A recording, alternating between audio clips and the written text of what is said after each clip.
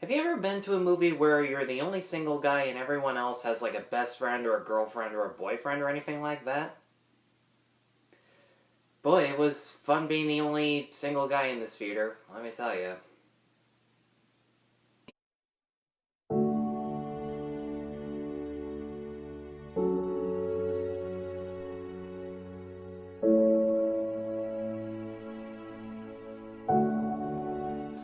Hi, I'm Tyler, and I'm here to let you know that The Light Between Oceans is no perfect movie.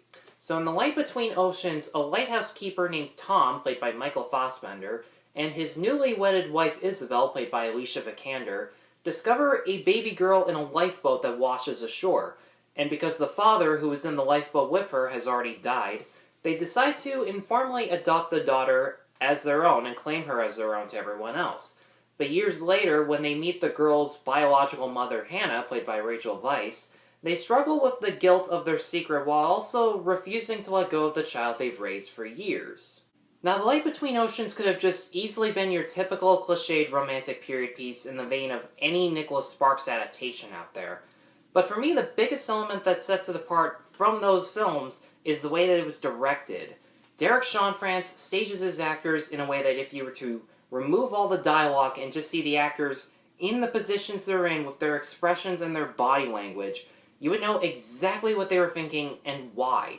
When you see Fassbender looking at the ocean through a window and there's a picture of Isabel in the same shot, you instantly know what he's thinking right away.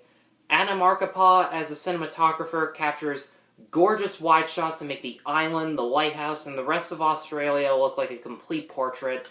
And during some of the more emotional scenes, they're filmed in longer takes with multiple actors in the frame. That way those actors can express one character's actions and another character's reactions all in the same shot, and the audience doesn't have to adjust to the next shot. Fassbender and Vikander have terrific chemistry with each other due to their very subtle performances that rely on a lot of close-ups of just looking at their expressions and the looks in their eyes, as well as the amount of time that's spent focused on their relationship. Because there's so much time spent on just the two of them talking about what really connects with the two of them, like the fact that they've lost loved ones during World War I, moments of just them doing mundane chores like fixing up the lighthouse, or even this one small moment of Tom just sitting down in one shot and in the exact same frame Isabel is playing the piano. It's small little moments like that where you genuinely believe that they're a real couple, and you feel empathetic for them despite the fact that they are raising someone else's child.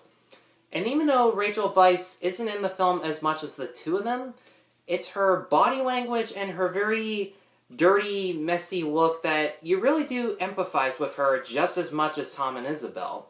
Because without her husband and daughter, she feels like her life is completely empty, and when she finds out that her daughter is still out there and alive and well, she feels like she has more of a purpose in life and she is more determined to get her child back. But at the same time, if she were to receive her child who had been raised by two other people for years and years, that child may not even want her anymore. And the film very nicely touches on that in a deep, dark, depressing way that I really enjoyed.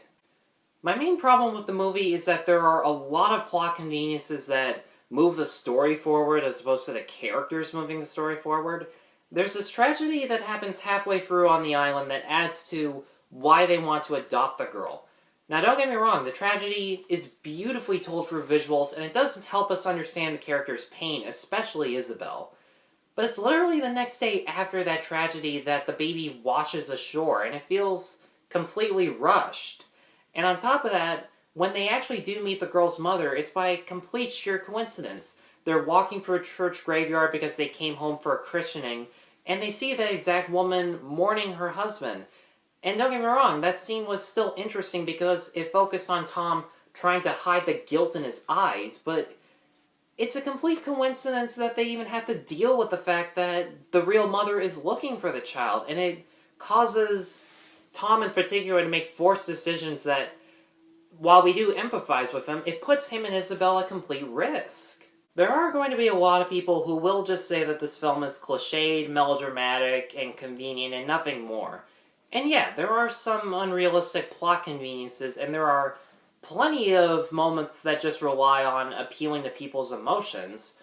But the reason I'm totally fine with that is because the story is told as visually as possible, for gorgeous visuals, incredible cinematography, great acting, and focusing on building the relationships as well as showing us the inner guilt in these characters.